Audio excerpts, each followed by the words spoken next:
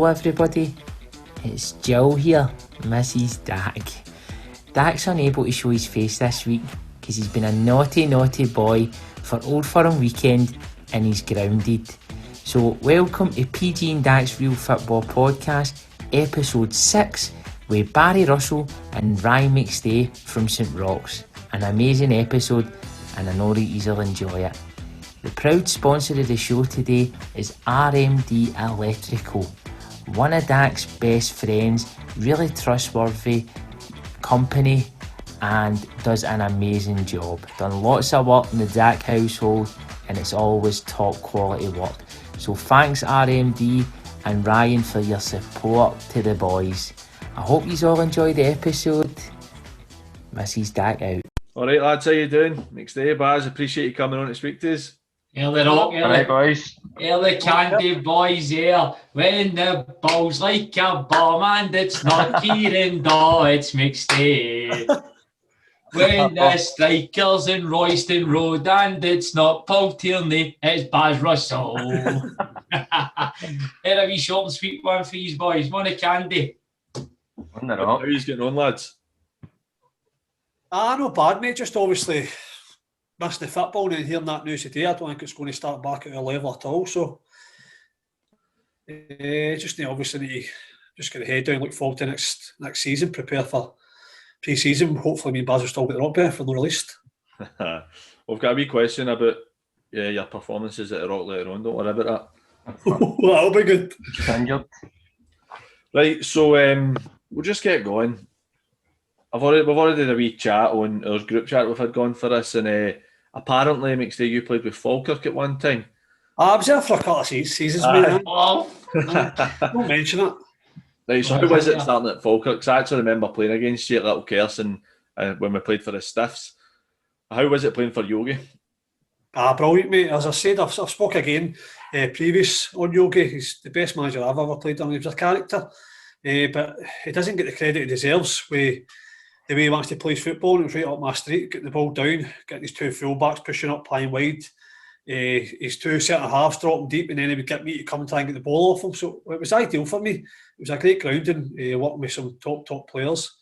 I could go through the list all day, but they gave me a good grounding. I came into the team when I was 17. They helped me a lot. The next year, I think we won the league, but it was full of experienced pros who obviously didn't put up any shite. You know what I mean? It's like you had to get in. If you weren't, they were demanding off you, and obviously you had to demand off them, and they took that. Obviously, going back, Davy Nichols, obviously, he was a good mate of mine growing up. He used to get out, give the young boys torture, but you gave him a bit back, and he took it, and that's just the way it was. And I think that's why we were quite a successful team at the time. How was it? See, the thing is, right? See, McStay's perfectly said there. Like, I know McStay well for work, right? But he gave it the billionaire. I'm not going to fire in names, right? See, McStay, all he does is fire in names, mate, right? It's always nicknames, right? So all you talk about is Ashfield and being Max's number 5 coach, mate. Nobody cares. This isn't about me and you, but you always constantly Chipper, Yogi, Jacko, Dale. No, I mean, I'm even fed up hearing nicknames, mate. Jacko at Hibs and all that. Just tell us our names, mate. See, to be fair, he's no coach number 5. He's a cone technician, right? Aye, exactly. Back. It's better no That's good for a defeat when you want the morality go up a wee bit. No, I mean, just fire him in to say some of his jokes. Well, listen, I'm just telling you, mate. You should be firing the names, mate, because you normally do, mate. You know what I mean? I heard him what Dak was saying before he came on there, because you were running a wee bit late. That Dak was saying in work earlier that he saw a guy with dreadlocks, and you were just walking by and you went, Russell Appy used to have dreadlocks, and I used to play football with him. Yeah, I could talk all day about the wee man, Little Magician, what a player he was. It must have been good playing with a guy of his quality. Oh, frightening, mate. Just so laid back for a guy that's in a career the way he has. But even before games, Yogi would be doing the team talk in the changing room, and the toilets smoking while Yogi was doing the team talk. You'd see the smoke coming over the cubicles in the toilet. But then he'd go out, and even when Celtic and Rangers used to come to the Falkirk Stadium, he'd be head and shoulders above anybody else, cigars out, and that was him at 39, 40 years of age. Nobody could get near him. So I'd like to have seen him when he was in his prime and over playing in Portugal, because he played with Porto and Boa Vista and that. He was frightening. Mental. It's funny though, like, whenever you see smoke in his dressing room now, it's just because somebody set fire to the back of the club up at the Rock. Listen, off, probably. aye, yourself, I was going to say something, I'm not going to the old hash den, man, down at the Rock, man. It used to be like when I was there. Oh, it's torture, man, honestly. Walked out stone. Was it, did you score the winning goal to get his, was it promoted or to win the league your time at Falkirk? To be honest, the league was done. The league was done months before that. We were miles ahead of anybody in the league, and obviously I was fortunate enough to score the goal against Ross County. We won 1-0, and that was just basically to confirm it. But it was some day. Obviously, me scoring the goal, and then I always remember it walking back up. I'd bet Hedgehunt on the National, and just as I scored the goal, come over the tannoy, Hedgehunt had won the National, and I had 20 quid on it. So then end up in the town getting rubber after it. So it was some night overall. Was that to get into the Premier League? Nah, I was taking the Premier. I won it was like the old first division. Aye.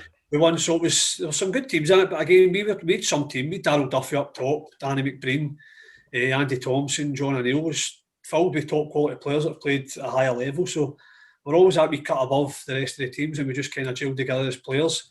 Again, I think I was the youngest boy. It was me and Daz Barr. He was in and out the team. I was What playing. you only going to name drop? Yeah. What you only going to name drop? I'm just getting warmed up here. Arzo, aye. Me and him were the kind of young boys in the team, and I was playing week in, week out with John O'Neill, who was another top player. Played with St Johnson, Hibs, big Kevin James, Yogi at the back. So it was littered with top quality professionals, and then obviously they were ideal for the likes of me coming through. See, John O'Neill's brother, Kev, was my manager at Maryhill. It was about 15 years ago. Good guy and a decent manager, but I remember him taking us up to see up where I think it's John Paul Academy is in Maryhill, Summerston way. There's pitches up there when he lights, and it was December, and he had his running in the middle of December when he lights on. So I'm assuming John was a bit more sophisticated than it. Oh, just laid back again. Just what a player! He's one of the best midfielders I've played with.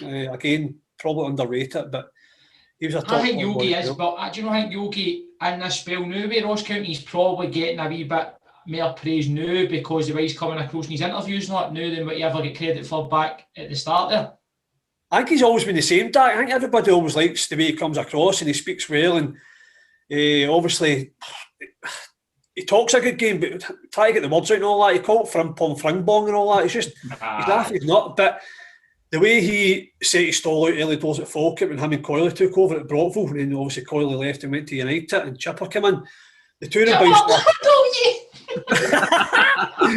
No, but the two of them bounced half well. Chipper was the brains, you know what I mean? Chipper on the training park was second to none. His coaching drills were unbelievable, and then you Jogi obviously picked the team and things like that. But it obviously worked out well for us because he's only had bar the Rafe Rovers spell where they were basically down the bottom anyway when he went on to try and steady the ship and they get relegated. People kind of pinned the blame on him, but they had a shocking season before that.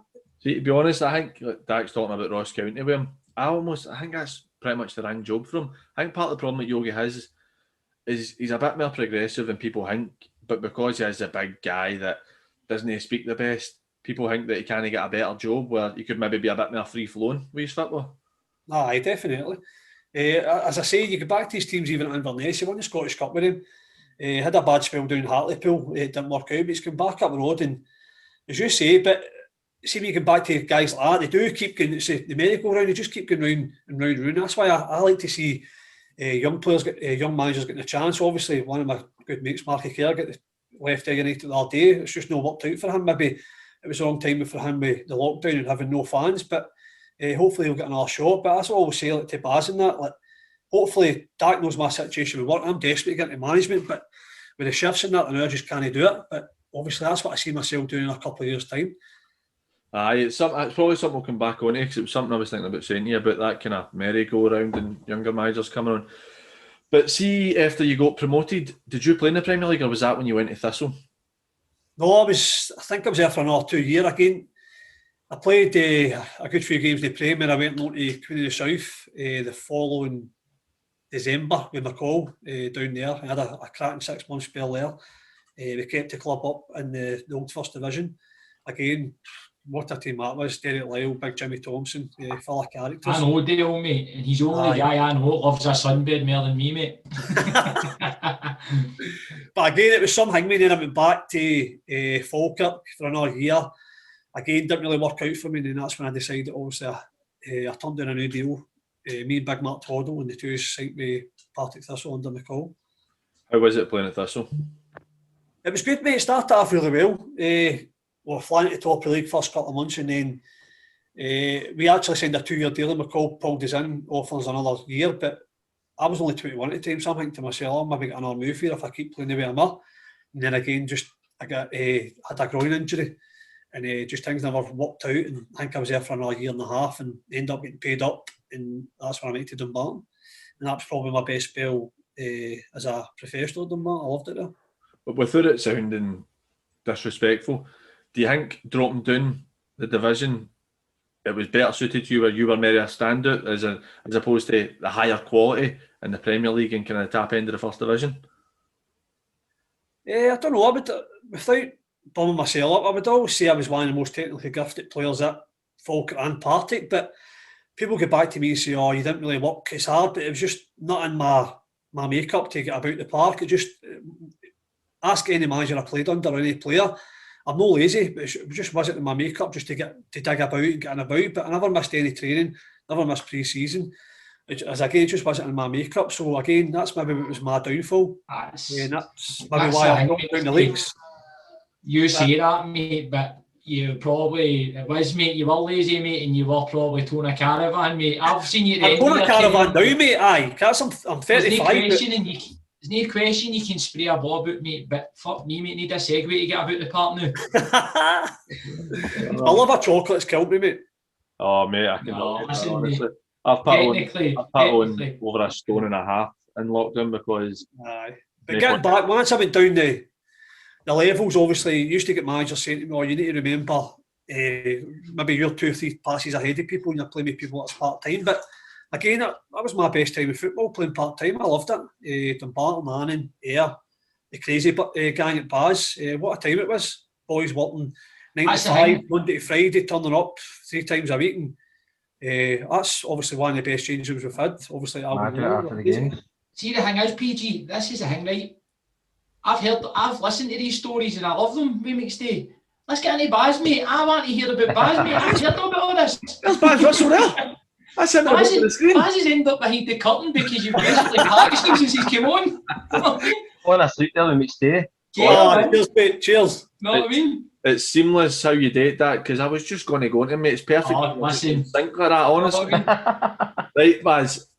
You were at Albion Rovers. Your biggest win at Albion Rovers was the game against Motherwell in the Scottish Cup. It's actually my mate Gary Phillips that scored. And there was a picture that was on Twitter recently for the old Albion Rovers pictures of you and guys celebrating. How was that for you winning such a big game? And you've got quite a lot of publicity for it as well. How was that? It was brilliant. We obviously got wrote off before we even played them. And then we obviously put a strong team out. But we just had 11 players behind the ball.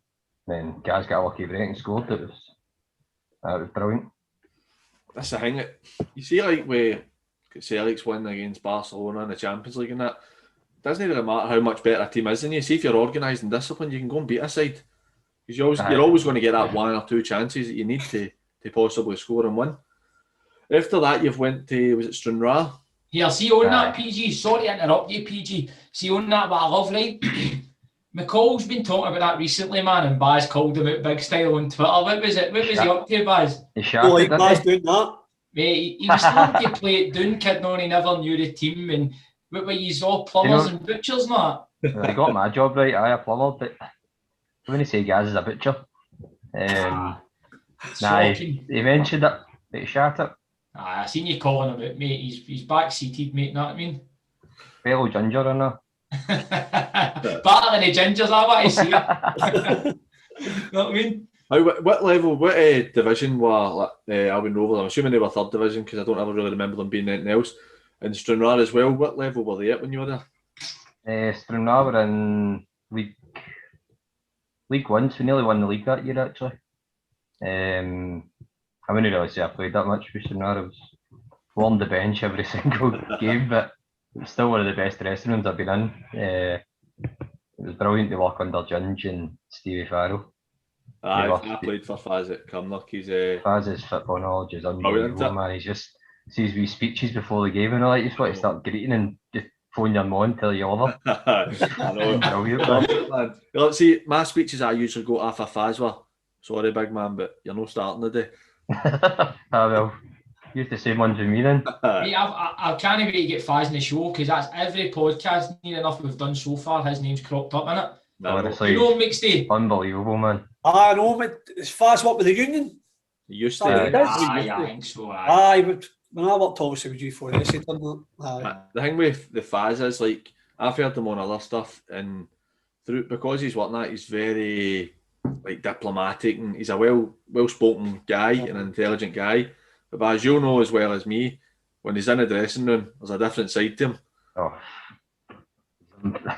he doesn't miss you, that's for sure. See if you make a mistake or anything, man. See that tackle I done in that Nicky Devlin, he was adamant that's how I got sent off. He won the game, and he was still in after it, and during the team talk, putting my balls about it. Wow, come on, we just won. I've seen it, it's a cruncher, but I won the ball. I seen it's a soul, it's a shocker. I won the ball. Aye, but is that is you, mate, for what I've seen, mate, but you're To be fair here, Dak, that's him in training, mate. I'm no joking. In training, mate. Training the way you play. You need that intensity. It brings You do. everybody else Aye, on. I know that. No, I'm the complete opposite. I dive out the way tackles, you know what I mean? He's flying. Listen, I know. Knee-high people in training, that's madness. All you hear Only from because you get out McStay training, I've got work tomorrow. Aye. No, I mean, we got a job to go to wee methadone Mick here, man, try to hang there. I mean, when you get dafties like Kieran Doran a bit, you need to try and smash them early. I think Shut them we'll get on to Daw a wee bit later. mate. There's maybe something about Daw coming on later. I mean, I don't know him, but I've heard Let's keep it that way. Aye, I'll keep it up, mate. Right, but as you went on to East Kilbride, how was going into East Kilbride in terms of the Lowland League being pretty much brand new by the point you were in? What was your first views of the Lowland League? I went in, I actually worked under Paul Keane, the one that owned it. And he knew I was leaving St Roch and off my apprenticeship and all that. And I went into East Kilbride, and to be honest, you had about 4 good teams in it when the first season. But we weren't that great ourselves either. But like, just after that, it just get better and better, harder and harder. Then obviously, better players signed. So What's happening with that phone? you're going to give me on your bobby or something? I'm kicking my leg. I'm kicking it. Yes, it's Look at this, so keep watching you. You nervous, Baz? a wee bit, mate. My first podcast. Don't worry about it, mate. We'll talk you through it. We'll keep you in mind. Don't worry about it. Right, so you're saying the standard wasn't great. Obviously, it starts getting better. Was it your second season that you've won the league? 2016, you've won the 2016-17. Nah, it would have been the third season, and you've lost to Cowdenbeath in the playoff in penalties. Paul Woods' fault. Paul Woods' fault. Is that brilliant? I love that. Just throw somebody right under the bus, mate. I love it. Nah, he missed the penalty, but it was just one of these seasons. Lockie was in charge. Just get the ball sometimes. Just he didn't care how you played. See if you won the game, that was it. So the full season we were brilliant, to be fair. But failed at the last hurdle because of Woodsy. What would you say the difference in quality with the Lowland League teams to the kind of bottom end of the third division back then? Because I know the Lowland League teams are a lot stronger now, even 3 or 4 years down the road. How was it back then? Back then, the Lowland League wasn't that great. You knew you were getting 4 hard games a season. But even the third division, Cowdenbeath never beat us in 90 minutes. I think we played them 3 times. They never beat us. We played Steny. They never beat us either. I think it was probably fitness, to be fair. You'd see they were a bit fitter than us. So. Well, I don't think there's a big gap, man. See, now when you're seeing the games now, they're definitely the clubs, man. They could, because you've seen some of them anyway. What was it? Was it Bonnie Rigg, wasn't it? Took Dundee for and all that. And then look at the East Kilbride team you were in. I know PG will maybe touch on the big game you had there, but they've put out big clubs, you know what I mean? Between Junior and Lowland clubs, the standards definitely getting a lot stronger. See the amount of players. Look at the East Kilbride team now. I know. Players Money from there in the talks. Premier League. Oh, well, that's true. Well, that's the thing. You're saying that you get a job off of Paul Keane. That's kind of like the Darvel team. They're all on like £600 a week in Black Rooster. Yeah, there's one thing. Dan Miller's Has we done Miller took a pay cut, aye? Yeah, Dan Miller's He's done that. He's no flipping chicken meat and putting them in Peter's Dan Miller, mate. I'm assuming Jill does all the cooking in your house if you're flipping chicken. Mate, we actually get prep meals delivered to the house. Oh. You know what I mean? Right, man. So after a year, he's missed it in the playoffs. He's finished second. Was that the year Spartans won the league? Aye. Aye. This Spartans are always a good team. They're always well set up. It's always a hard place to go, wasn't it, Baz? It was. Aye. They're always a tough team to play against. I can't remember who was a wee manager. He had a wee winger. He used to rate me every single game, man. I couldn't get near him. Aye. I think he plays wee Stirling now. You know him, McStay? Yeah. No. We knew wee Chenna, wee Gary Chenna, he was the captain there. He was what a player he was, man. This wee guy was tiny and beat me in the air every single time, man. I just couldn't get near him. Sorry, mate, you go, mate. Aye, Baz, was that the year that BSC, we were flying at the start of the season and we blew up about February time, I think. I'm sure that was one, or I think that was the season you won it. We were flying and we just blew up at the end. I remember. That would have been what 2019 the year you won it again. Because you just couldn't handle pressure, McStay. Typical McStay, ran out of legs. You know what I mean? The BSC boys got really nervous. The 7 or 8 guys that came down and watch him would always give them a right hard time. Yeah, maybe I've even got some of that. But see, like winning the league, and then you lost to Cove Rangers the year they've ended up going up. So not quite frustrating. I know obviously it's good with the pyramid system coming in now, where even like the former junior teams in the West of Scotland now have got a chance to progress and eventually get in.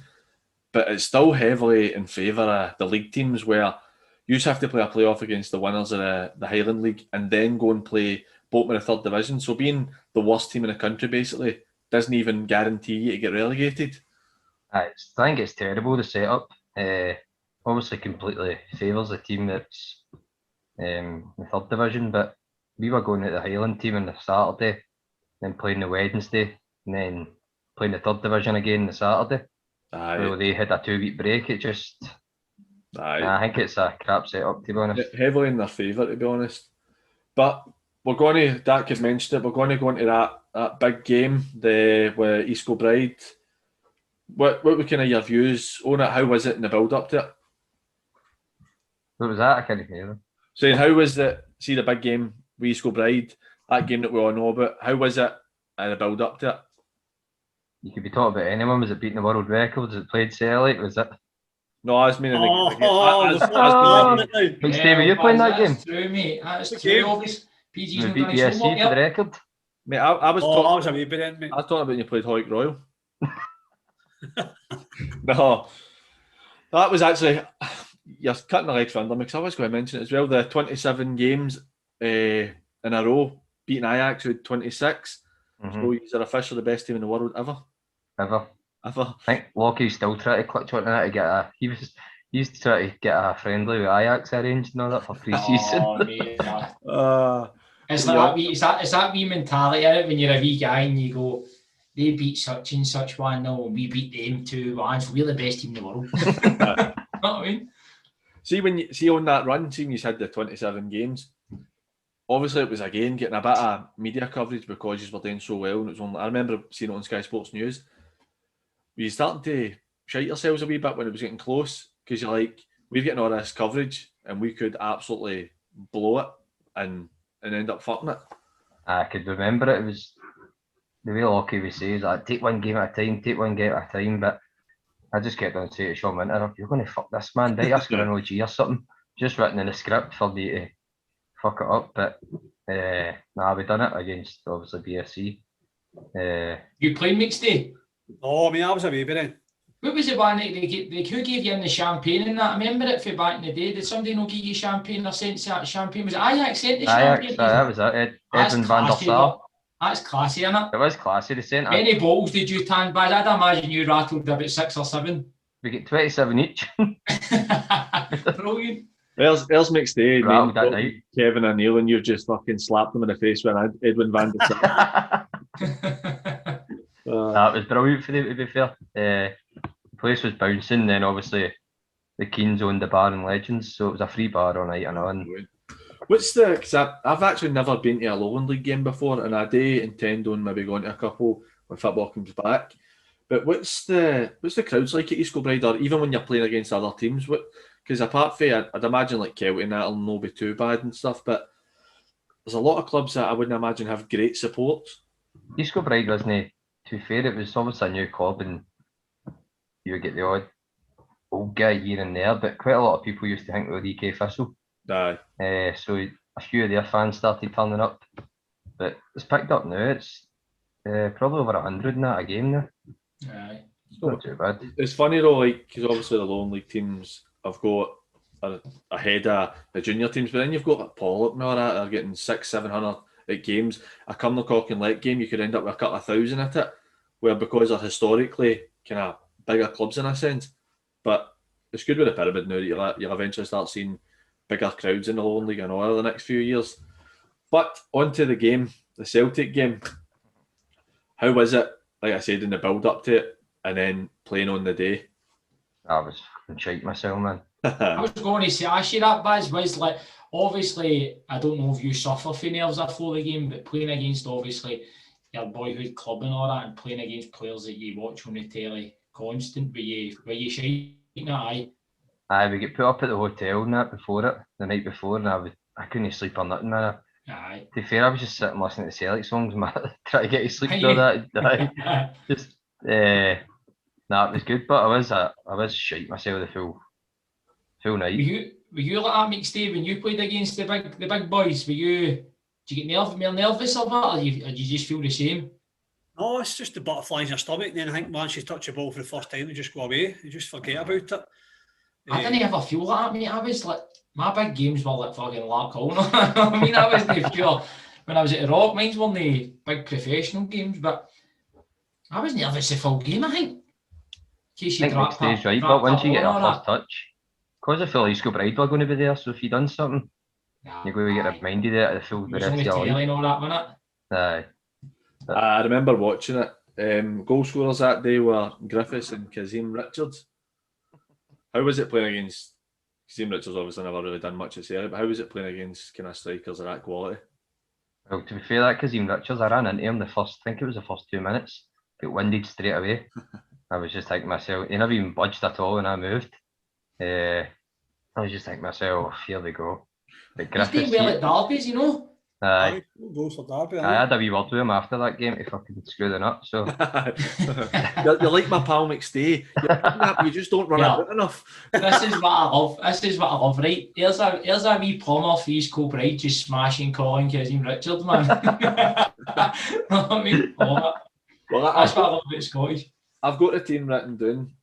So you had the likes of Tierney, Mackay Stephen, Brown, Mulgrew, Boyata, Forrest, Griffiths, Kazim Richards, Big Effie, Ambrose and Sviatchenko.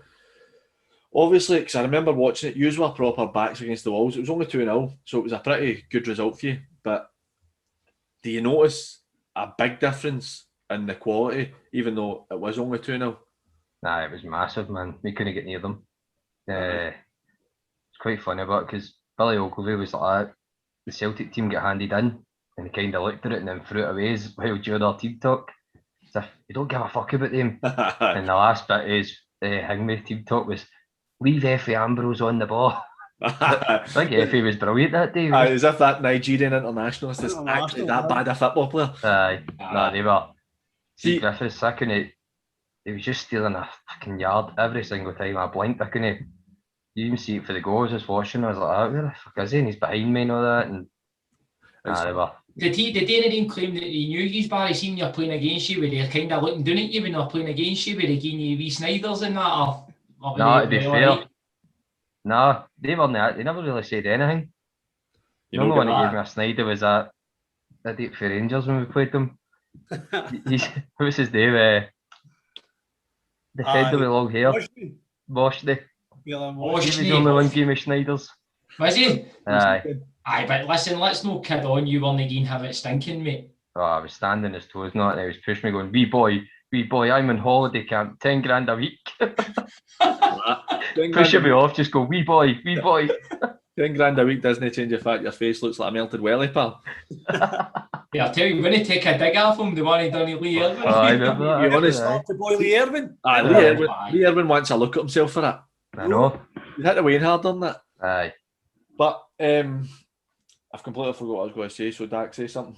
No, listen, boys, obviously then, my big thing is he's played together, right? And obviously he's with Albion Rovers together, so I want to hear some juice and dirt, the two of you that he's played there. Best players, daft stories, just anything is daft that he can give when he's playing together, or even if it's something individually that he's done. The daftest definitely was Peter Innes and Kieran Donnelly. Where are they up to, Baz? Swear, man, they two together. Seriously, just two absolute idiots together, man. Oh, mate, love it, mate. I love hearing about the daftest people in football, mate, because I would love to have a Tell big my few stories about me paid, Baz. Yeah? The time we get run over and that.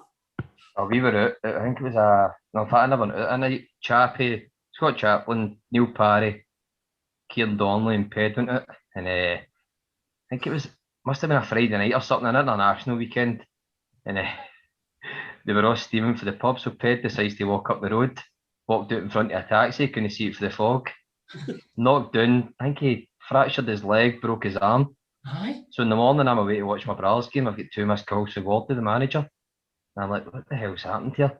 Wardy's, where were you last night? Me and Ped, we were not let it go together. Were you with Ped? It's like, nah, he's in hospital, he's broke his arm. That was so he's like, he was accused me, he's like, you're a liar, you're with him. So Scott Chaplin had to phone and get it all sorted. Did he? Aye. What else did Ped do? McStay, were you there when we went to Elgin away? No. Oh, was that in the bus home? Aye. I've heard of it. There was Hunnels. He was shouting down Branco. I think it was the first game of the season. So we all got a carry out. Shouting down to Branco, you get me a job, you wee ride. He's like, you start Monday. That's assistant manager. He's going, aye, Ped, no worries. You'll start Monday. He's like, you'll be my fucking T-boy, Branco. You wee wetty. So after the first game, we get drinking banned full season. McStay, I don't know if Baz or Dak have heard this story, but I know the story about Paul Kearney. I went to school, he was a year above me at school. The one where in the toilet. Aye, mate, that was quality. Tell the boys in case they've not heard that. I gave me Kearney, he came to Thistle with Paul Payton, came for Queen's Park. I love me Kearney as a boy, but obviously thick as it.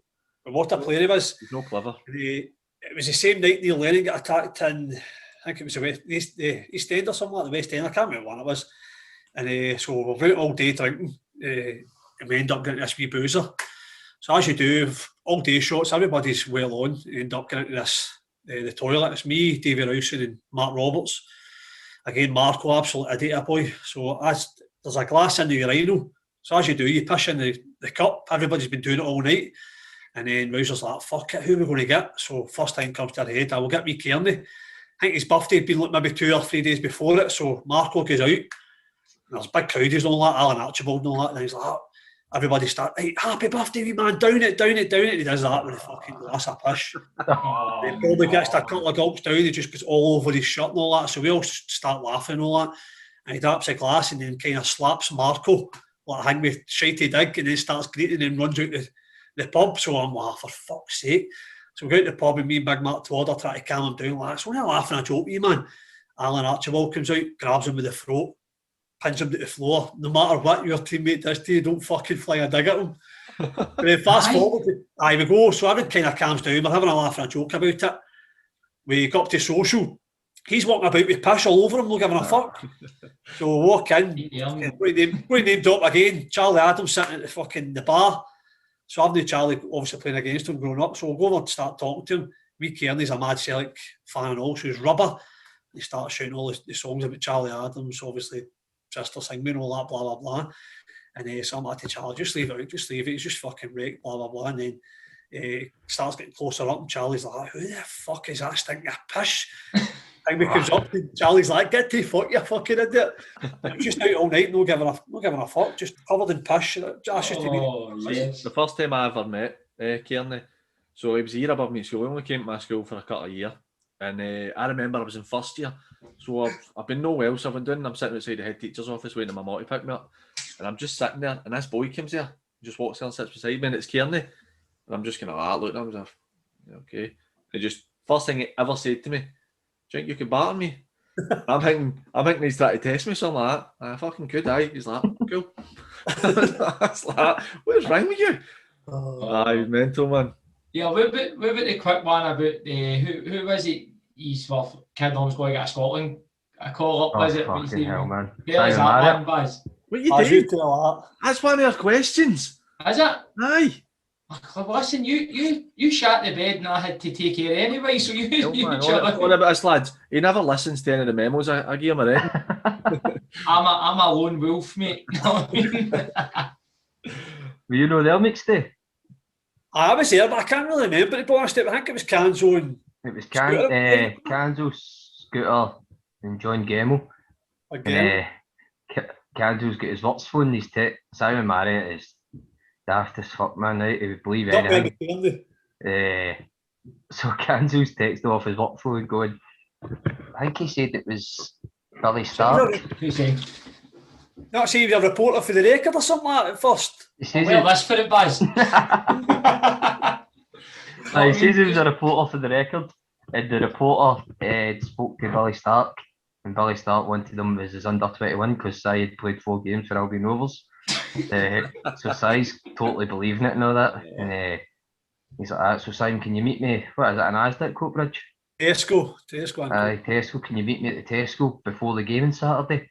We'll get a wee quick interview, we'll get a picture and that taken with the Scotland flag. Si's mom takes him up to Tesco in the car sitting outside. Si's sitting in this wee cafe waiting. Then Scooter, John Gemmell and Canzo jump out with Jimmy hats and Scotland flags. I was there, I turned up a row, man, it was some buzz, obviously. That's horrendous. Just upstairs, anybody listening to this sitting with his Albion Rovers track on before the game. Large through me, this is an absolute, it's bouncing. Canzo was videoing on all that with the Scotland tap, it was brilliant. Then he back out, we obviously played the game up at the San Siro, and he wasn't happy. I remember his mom was raging. It's horrendous. I mean, it's funny, but that's horrendous doing that to people. How gullible can you be? This is what I mean, right? But we've all been there, but how everybody's stupid, isn't he? He's for Albion Rovers and you're in the Scotland under 21s, man. I know, mate. He's obviously it's been a big moment for the boy, and he's back on it. That's all. The thing is, you can tell he's been lying in his bed at night, picturing it, coming on for the 21, scoring a goal, going to tournaments and all that. I think this is going to be my career. It's just going to skyrocket, and you're all like, this fucking idiot will believe us. And we'll date, to make it worse, raging, man. To make it worse, we'll date in front of his maw. It's horrendous, man. See, we'd always be. I was never good enough to go and play senior football, but see some of the dressing rooms, I had been all of that keeper, man, all of that nonsense. A few with that team, especially that squad. Brilliant, mate. Brilliant, man. Love it. Since Dax ruined fan zone for us, we'll just get the rest out of the way, don't we? Was it fan zone? We'll do fan zone, then we'll go into the time at the juniors and that. And right, okay, mate. Scotland. Right. First question for yourself, Barry, from Andy Smith. Do you plan to continue to play next season given injuries and time away? If so, do you see it at the Rock? Nah, I know if I need to see that weirdo again.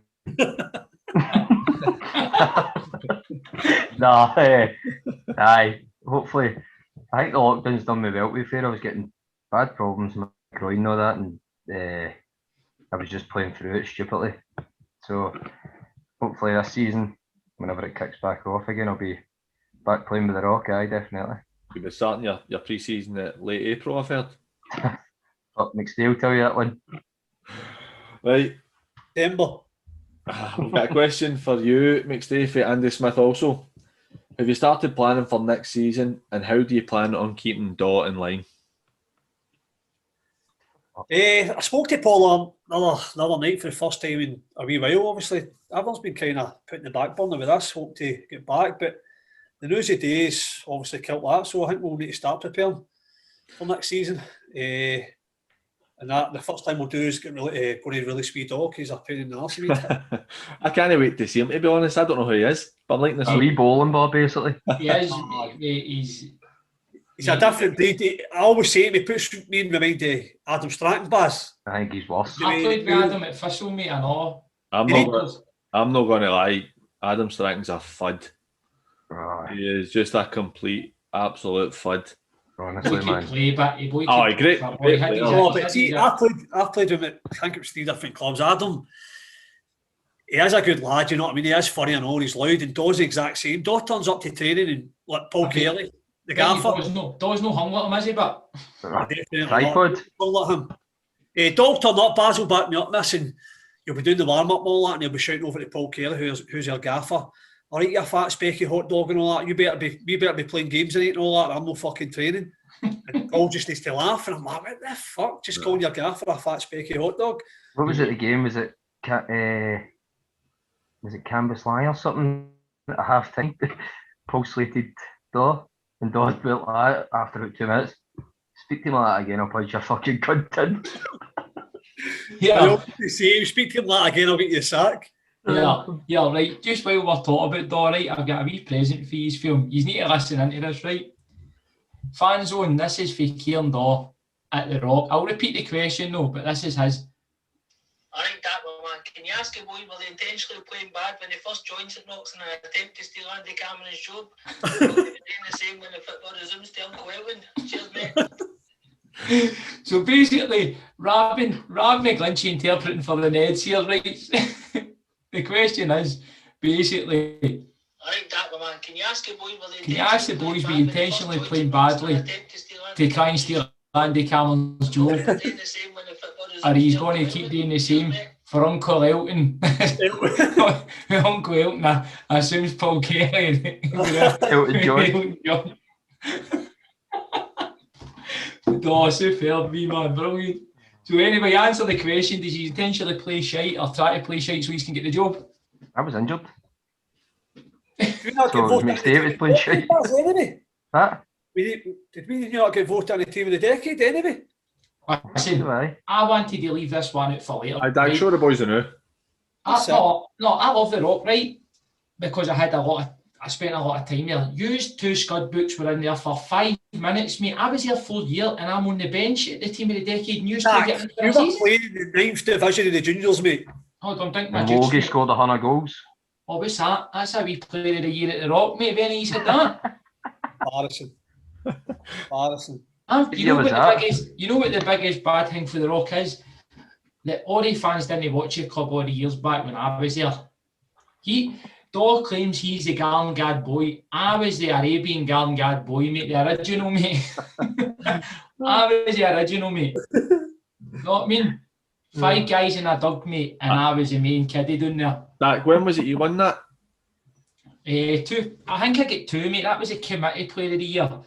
It was 2010-11. I think I won player of the year before that as well, mate. Tell you what, that looks in remarkable condition. You polished that, no, didn't you? Keep that good. Mrs. Dak honestly said to me, "You keeping the dust on that?" And I'm going, "I just so to know how long ago it was." Right, lads, that brings us to the end of Fan Zone because we didn't really get any questions for you because nobody's that interested in what you've got to say. So we'll get about 10 views for this. But we'll move on now. McStay, you stepped into management at Shettleston. First time you were a manager, or was that the first time you were involved in coaching? I took the Scuddies down at Annan, me and Big Spoono, so kind of took the games down there and a wee bit of training, so kind of gave me a wee bit of experience down there. I think when I was 29, so me and Big Spoono were due our first kids. So want to let us know who Spoono is now, because I don't know. Big Peter Weatherson. Right. So there is some viewers out there, Ryan McStay, that don't know all these people. So the travelling down to Annan was getting too much. It was an hour and 10 minutes down there, and we were training down there on a Tuesday and a Thursday. So I put the feelers out to try and get a job up here, and we were willing to drop down to the juniors. And I was fortunate enough to work with a boy at G4S that was a goalie coach at Shettleston. Said that Shug Kelly was ready to step down, and he was looking obviously for a manager. So me and Spino stepped in as joint player managers. And for the first 6 months, it was absolutely brilliant. And then things just started happening at the club that we weren't happy with. Obviously, we weren't getting paid. The boys weren't getting paid. So, but for 6 months, I think our record speaks for itself. I think we played 24 games. I don't think we get beat. We got up to our first final in 42 years, and Rob Roy beat us in penalties. And then we resigned in January because obviously we were due 6 weeks' wages. And I think it speaks volumes that we had a meeting that day, and 13 of the players decided to get up and walk away with us as well. And I think we were maybe 7 or 8 points clear at the top of the league, and they ended up finishing 5th or something. So obviously it didn't work out for them. But again, for that time on, obviously I worked with Dak, so it shifts. So I can't really commit to being my own guy, which I want to be. So that's why I've kind of stepped into being, first of all, a players coach at the Rock, and now obviously I've stepped up to the assistant manager. But again, hopefully if things change in my work, I'm definitely... That was obviously the talk with Paul when we phoned me last year to say we'd have been interested in becoming an assistant manager. And again, I was coming home with the work, because I feel as if your assistant manager needs to be there every training session. Mm-hmm. You know what I mean? Obviously, so the boys get the same kind of drills. But obviously, he understood my situation. And obviously, he said to me only maybe 1 or 2 years left. And the plan was for me to maybe take over with Baz. Obviously, the lockdowns maybe killed that. So Paul maybe want another 1 or 2 years. But hopefully, me and Baz can maybe step into the Rock maybe a year or two time. Because it's a cracking club. As Dak said, years ago, Andy Cameron and Stevie built the club up. And we're getting maybe, we get back to crowds, we're maybe getting 3, 4, 500 at a game if Celtic don't. I know they play after Celtic went really well, but we can get maybe 500 people there when Celtic aren't playing. That's good.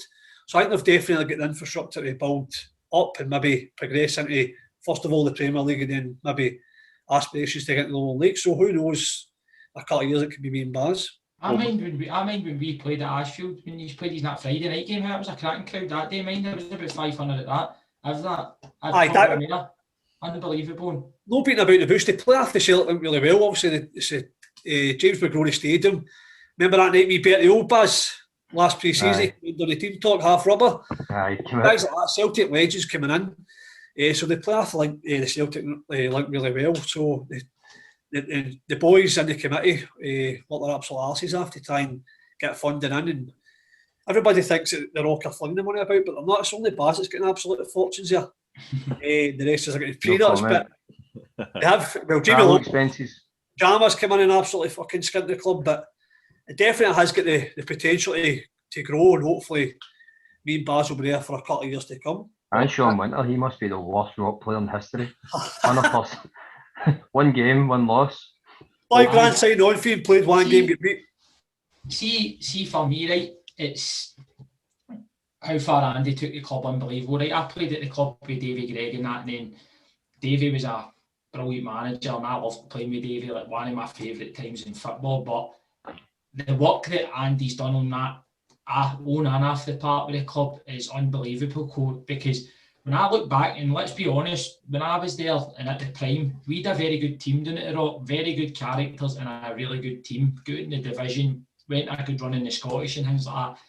And we still didn't get big crowds unless we were playing like Lark Hall, things like that. So to see where the club is now, it's unbelievable, and doing a lot of work in the community and stuff like that as well. So the club's gone places, isn't it? I've said bits about it, it's gone places, and really, really, it blows me away, because it's not the same club that I played with. It's the same club by name and that, but where it's went after the park's totally different, mate. You know what I mean? I think that's down to Andy. That guy could win the Apprentice, seriously, man. Wish you like Baz, he doesn't shut the fuck up, but the way he does, he's about the community and just get sponsorships galore, and that helps build. The same with Stevie Mullen. They two are kind of, they're Mr. Rock, you know what I mean? And you've got the boys behind it, the committee, doing stuff to the stadium, monoblocking it, doing up the changing facilities, building a toilet, things like that. So that goes unnoticed. Well, that's something I'm actually on the notes. I'm going to go back and we'll finish on the Rock. just to go back to Shettleston, like me and Dak have both managed. I've been a coach and an assistant. How did it work with the two yous being co-managers? Because for me, that it can't work. Somebody has to be the main one. Like, who do players go to? Who makes the final call? Because see, the two yous kind of decide. One of yous has to make a decision. What was the dynamic like with that? Again, we spoke of that before we done it, but again, I was still only 29, 30. Spino was still maybe 33, 34. And Spino's one of the best players I've played with. Absolutely frightening. Basil, I agree with me on that. So the twos just couldn't leave ourselves out. And I think it worked all right because we'd Hutchie, he was like a goalie coach / assistant manager. And I think we just managed it on the park. And again, we signed a lot of really good players, Jordan Morton, Jordan Houseman. So we had a lot of experienced boys on the park. And the results just kept coming and coming and coming. And then obviously situations out with our control kind of put the back burners on it and we had to walk away. But I loved it. I was getting messages, Spino and all, after we left, half boys that had been there. We kept, I think it was a turnaround. We kept 3 boys, Big Bob, Ricky McIntosh and the Bull. And I was getting messages after them saying that it's probably the best 6 months in their career because the way me and Spino, we kind of changed the whole mentality of the club, training, the way we treated the boys, brand new kit, tracksuits that they maybe never had before, and obviously boys bought into it. And honestly, I think if we stayed, we'd have won away with the league. We just put Hurrowford out the West and all, we went in 3-2, and we'd have kicked on and maybe done all right in the Premier League next year with more better experienced players. That's part of the problem you have those, because obviously, I mean, I remember playing against Shettleston when they were pished, to be fair, and they didn't have much. You've obviously got the cash injection to be able to bring in a higher quality player. But you see that through the juniors, where you always have teams who they have that spell where they have a bit of money. Obviously, yours was really short-lived, but you have the spell where they have quite a bit of money and they fire through the leagues and then have no sustainability and go straight back down. To be fair, Paul, a lot of people thought we were flinging the money about. We weren't. Seriously, me and Spooner, I'm not going to lie, right? We were on a good wage, right? That's no... But we'd boys, Big Greg McDonald, Dale Still and Albion manager, he came and played with us, certain half, he was playing for nothing. With one of the goals just played for nothing. I think we had 5 players playing for nothing, and then we had guys ranging from maybe £20, £40, and then likes of Jordan Halsman and Monty, they were on the £80, £100 mark, but most of the boys were £50 below.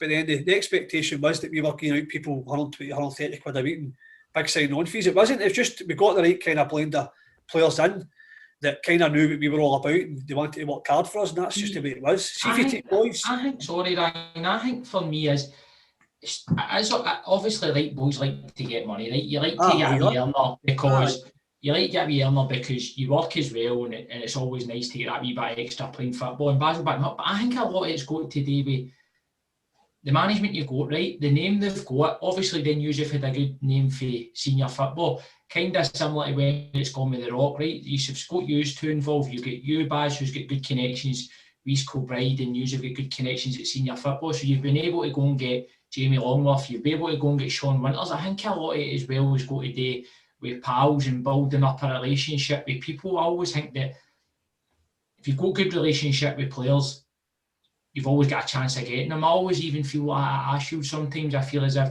we have like literally no money to offer the players, but I like to think between Max's contacts, myself, Berto, Riza and Paul, that you can try and get players in because they want to play for you. They want to come and be part of the project. They're not always necessarily concerned about the money, because we've always had boys at our club, even at Ashfield, they knew they'd been offered loads of money more than what they could have got staying with us, but they're staying with us because they're buying into the project at Ashfield and what we're trying to achieve. I think you're getting players at Ashfield now because Bertle's there. No, Bertle, man, Bertle promised us all the best players in junior football. He's not delivered one player, mate. I'm the man. We used to call him Pine Bovril, didn't we? St Roch. He's Pine Bovril, man. Listen, see, one thing with Bertle, right? He could tell you what every player in junior football is on. It's on. Aye, I know. Mate, honestly, he basically said, I always talk about a player and he goes, 100 a week, mate. 70 a week, that. No, I'm like, Bertle, mate, come on. He's always spoke to them the week before. I spoke to him last week, man, 100 a week.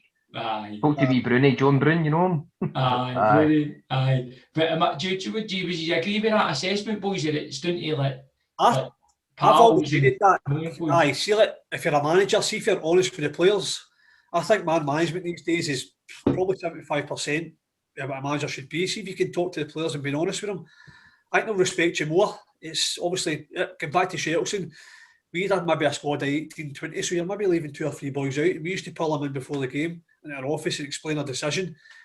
Obviously, the boys weren't happy about it, but after it, you spoke to them, they'd be like, I respect it, you pulling me in. I've played under managers that they don't even speak to you. Helps when you're winning, but McStay, doesn't it? Because you Aye, definitely, mate. Aye. Aye, definitely. But I've played under managers that don't even speak to you. And then you go and maybe try to have a word to them. Aye, they just give you one word answers and kind of fob you off. I think if you try and explain to players, even at that level, that was junior football, first division.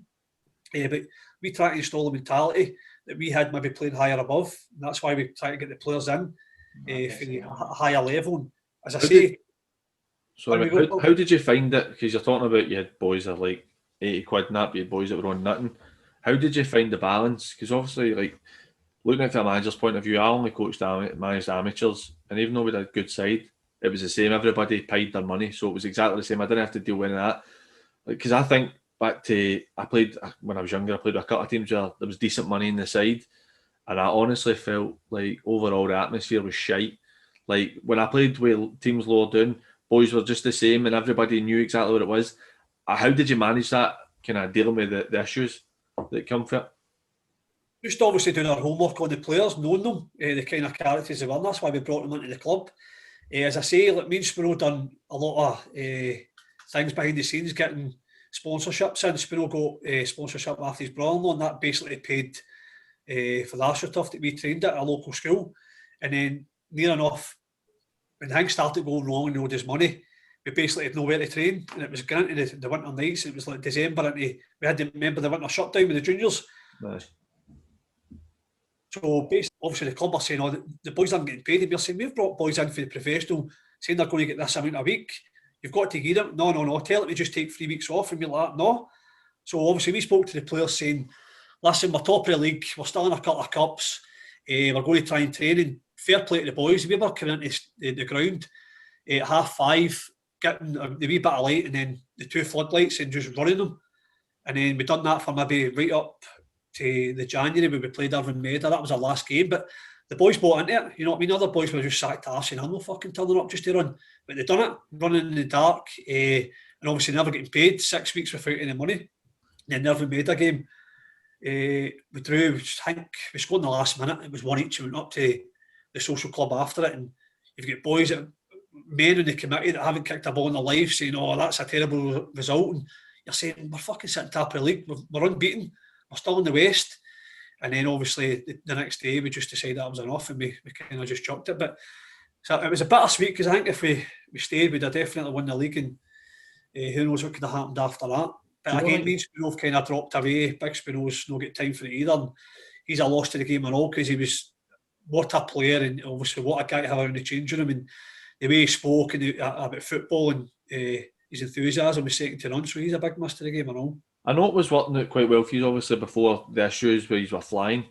But do you think that's quite disrespectful to the 5 boys that you're talking about who weren't getting paid and user intentionally paying boys 80 quid a week and then just choosing not to pay boys? Do you think that's quite disrespectful? That's just the way.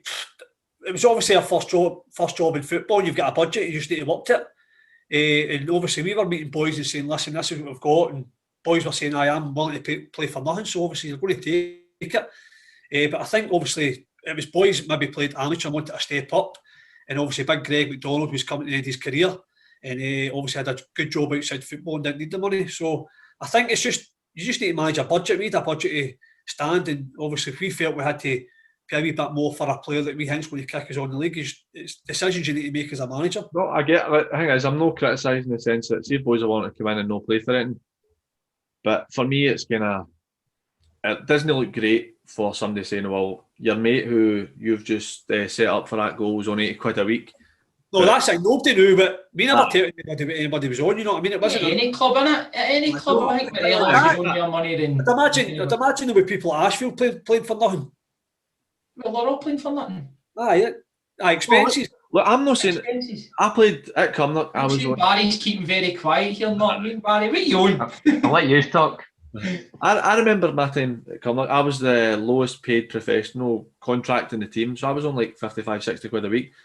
Boys I used to car share, we were on over 100 quid a week. And it didn't really bother me, but I think it kind of, maybe because you were winning and it was a shorter period, I think eventually that starts to show where boys start getting if you're losing, boys get a bit pissed off. They start saying, oh, that's fucking shite. He's been rotten for the last couple of weeks and he's on. But see, to be whatever fair, it is. Paul, you could go for the Premier League right down to. Oh, I get that. I know. The wages vary, you know what I mean? It's just that's just part and parcel of football. It's the I think it environment. depends if you've got a good dressing room. I don't think players really matter. See, at Albion Rovers, I was on the first year 33 quid a week. There was players on 100 odd quid, but you never really cared because you're getting a good laugh every 2 nights at training and then the games. See the environment and you're playing, I know. See if you're playing and your environment is, and you fancy the management, Barry? Aye. No, I've got a few years left in these legs. Aye, but it is something that you'll I'll bring him in to make a tea for me. He'll be my tea boy. I've never thought about it, to be honest with you. No. Nah. It's only mistakes I mentioned it, but I would like to, obviously, if I stop playing football again, yeah. Baz will definitely get into coaching because he obviously, I've played with him, the second club, he's a big voice in the changing room, you know what I mean? Before games, he's demanding off people, obviously respected within the game, he's got good contacts. I think their team's still into fucking East Kilbride, man, the amount of boys he's bringing in, but top quality players that he's bringing in, so obviously he's got connections, and I think, again, much like Spinall would be lost to the game if he just dropped out and retires. To be fair, he's got chocolate groins because it could be soon. I think it's been playing on that Astro all the time. No, it was because Stevie Rankin had us up the back of the Springburn Park up and down hills. On you go, Stevie. Listen, he used to take the Ashfield boys on the Red Ash next to Ashfield, not me. Oh, torture, man. That's a different world now compared to that. I'm talking about, you're saying about going up Springburn Hills, the Red Ash. I'm talking about running in the dark. Yeah, we tried it at Ashfield, mate, to take them on the Red Ash, mate, and I've never seen a backlash like it, mate. I mean, it's illegal to play on, to be fair, in a competitive game, but boys are just, I couldn't imagine that even 10, 12, 15 years ago, you couldn't get away with some of the shit that we had to get done, that you just accepted, that boys wouldn't probably accept that now because it has to be all the good Astros that you train on and all that. Aye, society's changed. I think I watched your episode last week with Dino on that. Society has changed. Look, we've got a few boys, obviously, at the Rock, and you turn up, man, and just fucking moan like fuck, you're like that. Because obviously I'm on a different kind of side to it. Obviously, Baz, we kind of see Baz as a major influence in the change rooms. It's always maybe me, him, and Paul and Kev that can maybe sit and talk, and you've got people just moan about stupid things. But again, I've done that years ago, but obviously I'm flipped now, so you're kind of pissed off it, but you just need to take it. But again, 10, 20 years ago, you could get away with that, you can, you know what I mean? People fucking... Does it frustrate you, boys, the both of you, that some players that moan and they couldn't lace your boots? No. Go sit in the fence. Go sit in the fence. Like, I rack my brain who that could be at the Rock. Do you know what I mean? Like, you see boys moaning and you go... He's just left, Baz. They need to... Aye. Cookins. He Cougs, you know what I mean? He's... Like, I think his last game for us, I love him, man, right? That's obviously me brought him to the Rock, and his ability is second to none. There's so many goals he scored for the Rock, but he just to moan about Avon me, but absolutely. No, didn't really work out for him. I think he played 70 minutes and we took him off and flings his strip away and he just walks away around all that. And then that was straight that game, but again, 10, 20 years ago you wouldn't have that because it's a team game. Now people are more worried about if they played a big a 60-yard pass or if they scored instead of the team winning. We've won 3-0 in a Scottish Cup. Away to who was it away? Baz, I can't remember the name of the team. Oh, God knows, man. Fucking away up Dundee anyway. So you think you're in the next round and he's texting me the next day saying I want to leave and all that. Have you need to remember Liam Coogans? Any teams in the Scottish that only say like Baz isn't interested, he doesn't know who the name of the teams or nothing. I just turn up. You need to remember the Coogans, but he's still got full-time professional football at Huddersfield on his Facebook account. See, right, you're talking about being on the other side of it now, where boys are moaning. It's something me and Dak have spoke about before. It's something I struggled with a lot. was, and I was a green-faced bastard. Like, my attitude was shite when I played, to be honest, in general. So it's a bit hypocritical for me. But how do you find it moving into coaching and management? And does it make you kind of look back at anything that you did previously and think, well, I'm not going to treat players a certain way because I did this, or I'll treat them a certain way because I did this? No, I think I always had a good. Always going around the changing room, especially when I get in the latter stages of my career and talking to the young boys, and I never ever wanted my team to do bad for getting back in the team. I was always, if we scored, I was first up. I always had that in my locker.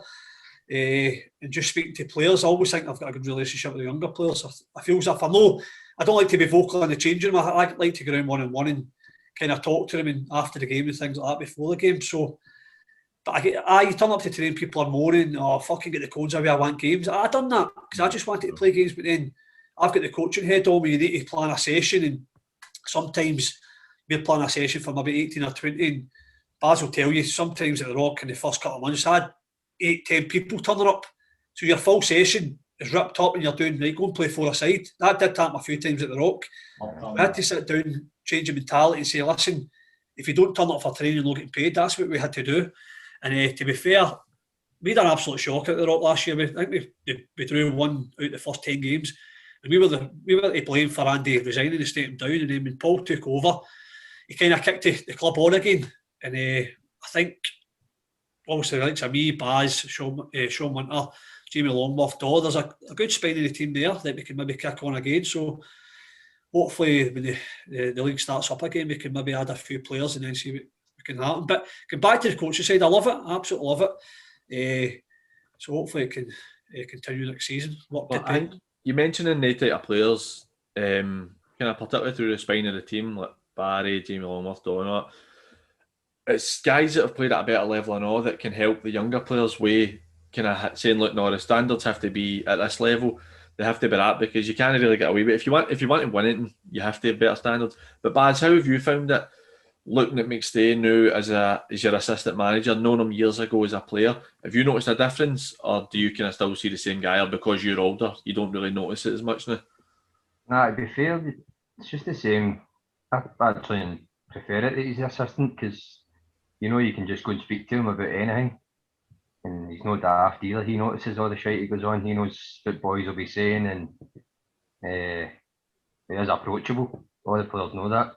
As soon as sometimes when you like a different voice around the dressing room, Paul's obviously old school, but when Ryan speaks, everyone listens. It's very approachable and makes it a bit easier for me. So, going back to Paul, he is old school, you know what I mean? Like, because half he's nothing, whereas I'm kind of laid back, and I see, like, instead of talking about the negatives, I like to talk about the positives. This is what you should be doing, this is what you can be doing. But don't get wrong, you do need to obviously give the boys a wee bit of a bark now and again, but I just don't think it's in my locker. I feel as if talking to the players and telling them what to do, and again, going about them one by one and saying, listen, I want you to do this and that, they respect you a wee bit more. But obviously, Paul's old school, and that's the way he is, and he won't change. But does Paul lose the plot in the dressing room? Oh, fuck, aye. Aye. His specs go flying everywhere, man. He was hair dryer stuff, is he? Aye. It's bad, man. It's mental. I would say that's his downfall a wee bit. I like Paul, obviously, but sometimes you need to manage your players. You need to know who you can shout at and who you can't shout at, because they've just gone in a shell. We made a few players like that that just went in a shell, and that was them. Ruined the second half. That's what surprised me with Maxie, right? Maxie, man, I always thought he'd be a hairdryer, and he keeps calm. Like, sometimes we need to rein ourselves in, me, Rise in that. But I tell you what, see, when he wants to let the players know about it, you feel as if it gets a reaction, because he doesn't often do it. Do you know what I mean? Aye. See, for me on Maxie, like, I've met Maxie a couple of times now and got to know him a wee bit better than that. Maxie, I actually think would be scarier as a manager when he doesn't shout, because I think he's got this quiet edge to him where you're like, I bet you I don't know if I want to fuck him off, to be honest. He just leaves the dressing room one of the ones that goes, you know what, I'm fucking sick of the sighties, and just walks out, and you're like, come back, I'm sorry. Scared to get the gaffer's office after it with him, like, are we allowed to come in? Right, just before we move on to the Rock, this is something just for a personal thing. So obviously Barry, you at East Kilbride, McStay, you at BSC. How do you view the level in comparison to the juniors kind of west of Scotland? Obviously, Barry, you were there right at the early days of the Lowland League and you said it wasn't particularly great, but it's improved quite a lot. And then you look at like Barry Ferguson and Bob Malcolm and that at Kelty, and there's obviously a bit of money and stuff starting to go into the league, which is good for it to get better.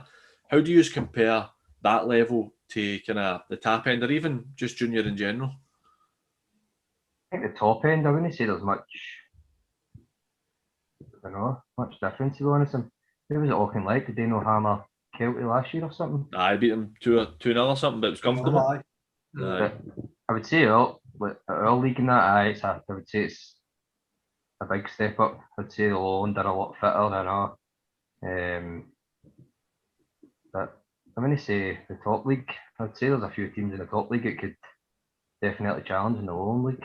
Aye. Everyone beats everyone in the Lowland League. It's Aye. a weird Back thing. to the Bassey there, I see when I kind of first went to the Lowland League, it was like us, East Kilbride, He's still one. East Stirling, maybe 3 or 4 teams, and we were beating. I can remember we played Hoyt down there and we were 9-0 up at half time. Aye. Just obviously miles in front of them, but then as the years has went on, it's probably, I would say it's probably the most competitive league in Scotland. Maybe for the championship down, you maybe get. I always harp on about Swifty at BSC. Swifty didn't have a budget. We were getting paid a win bonus if you won, and every year he keeps changing his teams because everybody obviously leaves to get a wage at somewhere else, and he just keeps producing players. I don't think I think he's been there 4 years, maybe 3-4 years, and he's been in the top 2 and 3 every year. See the budget the teams must spend on travelling if they're putting buses and that on. It must be unbelievable because see the trips you need to go in that Lowland League, innit? Aye. Some of it's terrible. Even at East Kilbride, we used to go and stay away the night before and all that. Did you just need to pay that out your own tail, but Baz? Nah, See, that's decent then. That feels a professional environment, doesn't it? it was very professional, aye. It's just get boring after a while seeing the Lowland League. Sometimes 2 weeks in a row you're away to Hoyt and the back end of Edinburgh is torture. Aye, like I said, I've not really seen that level, but I think that the pyramid is a brilliant idea, and the fact that I know you mentioned the Talbot, I kind of see, even though the Talbot lose games at junior level and that, you kind of look at the Talbot differently because it doesn't fucking matter who they play. They pretty much go and get anybody a game. I mean, even when they've played Hearts and all that, they don't look out of place. I know they're not that level, but in a one-off game, they never look out of place. But I think it's going to be great, particularly when you start to weed out, like, I know they're not in the league anymore, but Hoyk and all that start to get weeded out, and you start getting Clydebank, Talbot, Darvel, Hurlford, teams like that. You start getting a strong kind of West contingency. Ashfield, the Rock. Ashfield, and teams like that, you know what I mean? But it's just, that was just for me because I was just curious to see what you thought about it. But moving on to the Rock, you mentioned something that can interest me. So you're talking about the fans now, we're starting to get good crowds. Because I think the last time I played against the Rock was about 4 or 5 years ago when they were just starting to get crowds. And before it was just another kind of team that you didn't get great crowds. What is it the club are doing? I know they're using the Celtic side of it, but what is it the club are doing? Because it's been some job they've done in the last few years to boost the profile of the club.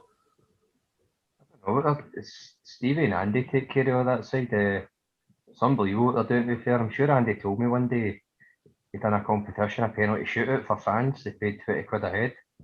So just stuff like that to get people in the gate, and I think everyone knows everyone up there.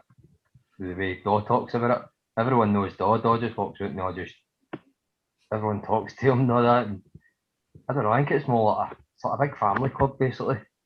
You need players like Dawn that about to keep the kind of what you're wanting for the club, in it, the feel, the local feel. If you need players like Kieran Martin and get him away. Dawn that in it still. Know what I mean? Get him away. New boys are in town. Our last game there, they played up at East Kilbride, so we call the shots now. Yeah, that's it. Yeah, that's it. Back to obviously the fans at that level, you can turn up with 10 of your mates with a carry out, maybe in the summer, and you're sitting watching a game. You know what I mean? That's what it's all about. And obviously, as I say, we can maybe average 200 to 500 people there, and it's We get a supporters bus, we go to every away Aye. game, and it fills, you know what I mean? That's scary to think at that level that you're doing that, do you know what I mean? And See, for me, something I really like, the last time I played against the Rock, to be fair, it was actually my only junior hat-trick. We pumped them 6-0 with a Port. But for me, I wasn't in goal that day, No, you weren't, mate, it'd have been there. For me, it's the fact that, see, like, they've got I know it's a bit of, kind of in quotations, the kind of casuals and all that to go. I think that is amazing. But, like, see, when you're playing the game, because they were all there, playing the game, and they're lighting up the fucking smoke flares and all that, and it's brilliant because you're like, it's actually interesting. It's good as a player when you're on the park because there's a bit of an atmosphere because you don't get it anywhere else. So I think the club have done well to bring in that kind of younger fan base that are going to be there for years to come. See, the thing is, for me, PG, right, and I'm only on the outside, but I've been down there a few times, and I have got a lot of pals down there that follow the Rock and stuff like that still, and I always keep an eye on results and things going on. But the other thing, the flip side is, right, the fans' expectation but's through the roof now at the club. Do you know what I mean? I mean, when we played G's, right, in the League Cup section, I thought we actually battered G's that day, right, for the second half anyway, and you beat us 2-1, we were denied a stone wall penalty, and I could feel the crowd they were expecting you to do us that day, and I think sometimes you need to deliver success and deliver results, because, to be honest with you, the Rock have had decent enough success in the last few years. They've had a cut of promotions and stuff like that, so obviously fans' expectation there, the expectation level, I was talking to him off and Gaz on this about it, it's like, demand success, doesn't it? They want success, and that brings its same pressures as well. I definitely look at the players we've brought in the short period of time, maybe the last 2 years. But again, as I said earlier on, never worked out for his last year, and it cost Andy his job. And then Paul's come in and we've added a bit more quality again, and lockdown started. But as you say, like Paul with the casuals, remember that time the guy turned up trying to get to two of the players. Baz mind, I won't name the two of the players, the two of them shat themselves. Remember the warm up? Oh, aye. One name was Doe. Aye. A boy was trying to go in the park. Two of the boys and the warm up. And I'm like, what the fuck's happening here? Something had obviously happened weeks before that. But the fans are brilliant. But as you said, they let you know, even in social media after it, see if you're maybe that 10 game we had last season where it was shocking, and they're calling you on social media and Facebook and things like that. They do call you out. I think it was. They do call you out. It's it Shots?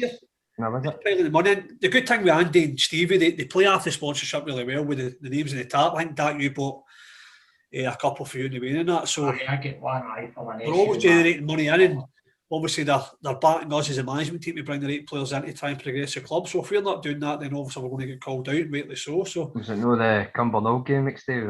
That fan, you probably know, is a Big Bennett. Yeah. Surprise, I get injured and I couldn't walk. I think it was my groin again. I can't remember what it was. So I'm trying to get off the park quick, and I was to give probably Paul Tierney the armband. It was. So I couldn't get close to him because I was fucking in agony. So I put the armband on the ground so Tierney could get it, and I walked off. That Big Bennett shouted, "You're a fucking disgrace, Russell. The captain, and you're throwing the armband in the deck." No, I didn't. See, to be fair, if you're obviously you've got the flip side with getting a bit of pressure and that, and the certain type of individual that a lot of the people are that go to the Rock games, they're a bit less diplomatic, I'd imagine. But if you're getting the good crowds or not, the best characters, mate, you. No, mate, no, I'm not denying it. They'll always offer you a smoky their joint and a tan in their can. After they offer you a switch. At half time too, walk in. But see the fact you're talking about getting like 200 to 500 fans, that puts you into a different level and all in terms of finance. I don't know, and you don't hear a massive amount about what boys are on at the Rock, but that allows you, and it might even only be 30, 40, 50 quid a week you can pay boys if you start having the numbers continuously. But that allows you to open up to a different level of player. When if you're in that level, that division, you're saying, right, 40, 50 quid across the board, that's what boys are getting. That does allow you to get a better calibre of player. So Andy and that have done a great job with what they've actually brought into the club. So I think it's commendable. You see that donator ticket, that shows you the magnitude and the scale of St Roch's juniors right there for me. No, I mean, I try to push that at Ashfield, and I think between me and the management team, we put in 80% of the money. You know what I mean? You look I'll at ask it back to Andy again. Andy, remember the time he takes me and you, Bas, to try and get in Scotty Allen and Lee Griffiths Lee was Griffiths the for local training. training. He was wanting me and Bas to get in and fire balls to him and cross. And he obviously got a wee video after Lee Griffiths saying donate obviously money for the ticket. And again, just retweeting that on social media, you get Celtic fans just jump onto that. I think we came second, I think. Did we know Bas to Rafe Rovers? Aye. A ticket. Something Made like fortunes out the club and all. So, fair play to the two of them. They work their absolute balls off at the club. It makes a difference. And see, the thing is, they're quite right in what they're doing, because you've got to use any avenue you can to get money. See, like, I quite like the tap with the names on it. I think that's a great touch. And it's something that brilliant. people always have and they're interested in it. Because people do like stuff with their name on it and think, well, I'm actually a wee part of history. I've got a rock strip. I've got a rock strip that I will always have because of it. And it's quite good. But onto the season there, which after the day's announcement, obviously this is going to be released at the end of February. So we're right, the end of March. So we're right at the start of February now, the day that it's been announced that it's only the kind of senior football that's come back. But you were sitting, kind of fourth, fifth bottom with 7 points after 5 games. But looking at the table, I've got it in front of me now. If you, for talking sake, had won your 2 games in hand, you're sitting in third. So aye, but that's the thing. We look at Ashfield on that. We're about second bottom, but if we won our games in home, we'd have been up there with them as well. no, that's the point. You would have went into fourth if you had won your games in hand. But the point I'm making is, how have you found it? Like, obviously having new teams like Glasgow Uni and all that, and how's it been playing against different teams? That's one of the most frustrating games I've had getting into coaching against Minute Baz. Oh, it's a shambles, man. I'm not being disrespectful, but we should have been out of sight in the first 20 minutes. Hit the post, and then they got the part and score. And even in my head when they score, I'm saying to myself, we'll still battle them.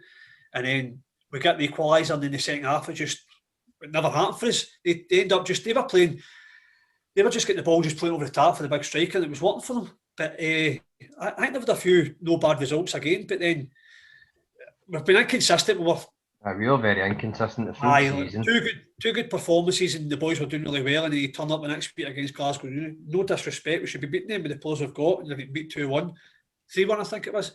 And then obviously we should be challenging with the squad we've got, obviously the quality we're bringing in. But again, hopefully with the announcement today, that's what I said to Paul all night on the phone. I just want to never come out and say, listen, it's scrapped, and then you can start preparing. No. Because let's be honest, mate, see if they say to us today, you can go back, you're going to have to go back and do maybe a 3-week pre-season. By the time that hits, it's April. How are you going to cram it in? You're never going to do it. So. I was speaking to somebody about that earlier, and actually Darren Miller I was talking to on Twitter, because I put a wee thing about the announcement of the day, and kind of Darren was quite similar minded as myself. You would need at least a couple of weeks. But see, for me, it's easier for me to say because I'm no involved in a team, but they should bin this season. For me, it can't be finished. It can't be done properly.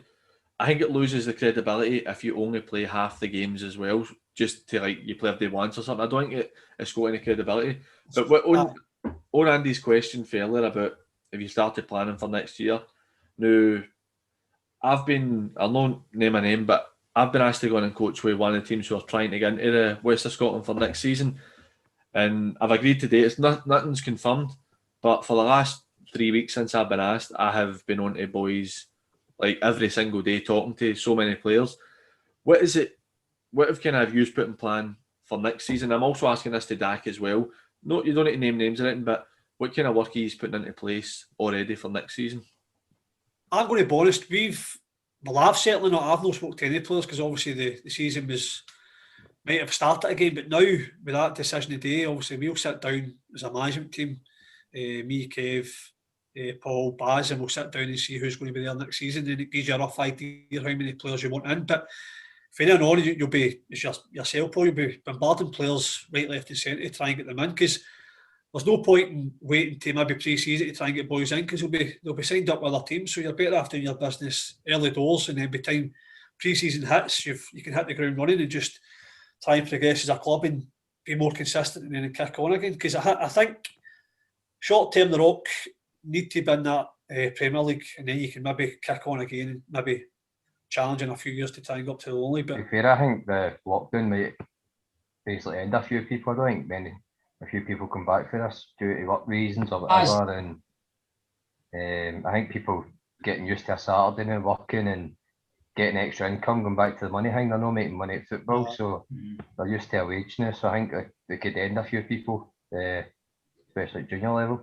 But I totally 100% agree. That's basically where I was going to go with it. I feel as if this last year has basically killed off a lot of boys' buzz, and it's so sad to say, and it's a gutter, because I have already spoke to some boys, not going to lie, and the motivation is not there for them, because you can't give them any information. We don't know what's happening.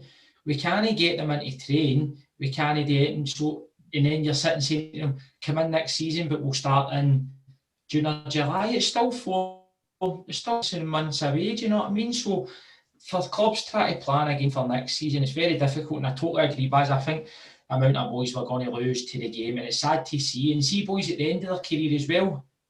I'm gutted for them. Like, we've got Marky McManus at Ashfield, right? And Marky's been brilliant in full junior career. 39, and this probably could have been his last season. Looks like his last season, and it's done for him.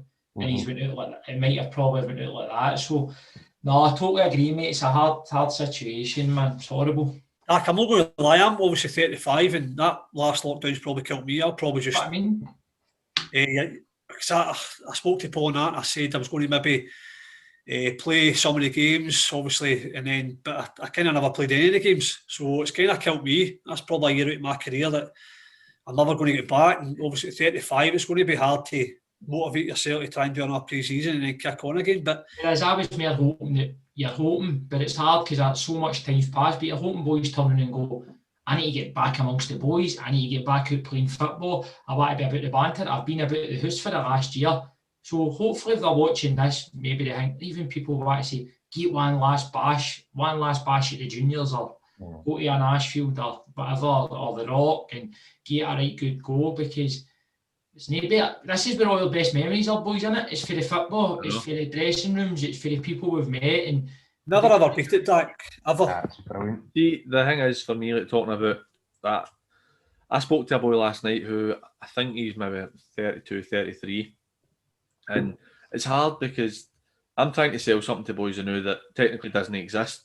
So it's hard to kind of tell boys what we're going to do. And the club I'm going to be with, if it all goes through, for the first year or two, we won't have much of a budget. But I'm talking to this boy last night who is kind of getting to the twilight of his career.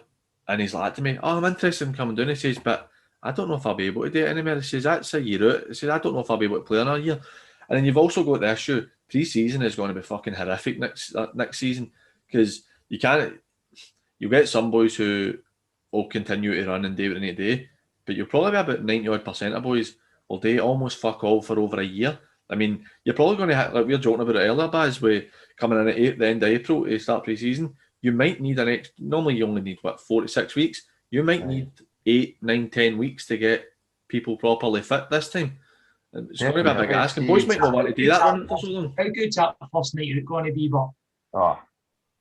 Top notch. I'll be drinking cups of piss and everything. I would take a cup of piss now for a night out, man. I need the toilet. I'll be back in a minute. I need a pee. Don't piss your couch, pissy. See, the thing is, you're saying about the fitness thing. When I was walking away.